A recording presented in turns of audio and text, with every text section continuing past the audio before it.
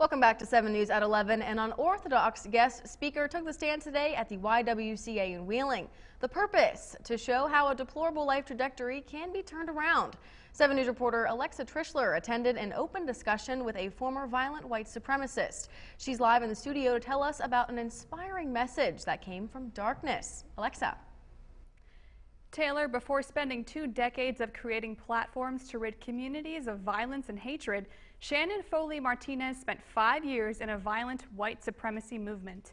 A feeling of not belonging with her family and community and sexual abuse as a teenager with no support system to turn to, Martinez found purpose in anger.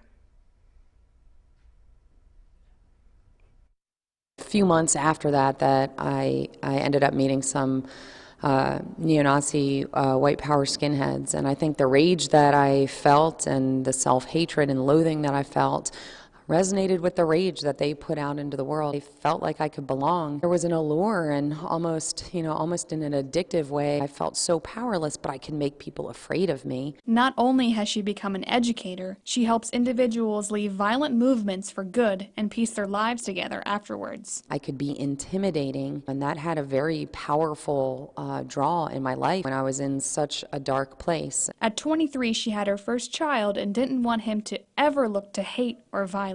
Luckily, a single mom who she met helped her turn it all around. She chose to see a hurting and struggling young woman and let me come live in her home. It was the first time that I had really felt unconditionally accepted for exactly who I was. I've been out 25 years now, and my life is predicated on apology and making ongoing meaningful amends and trying to dismantle racism and anti-Semitism. Classrooms Without Borders brought Shannon to the YWCA to promote ideals of social justice, diversity, and anti-racism. Wheeling, being such a small community and a very friendly community, I think sometimes we're not aware of the dangers that exist in the world.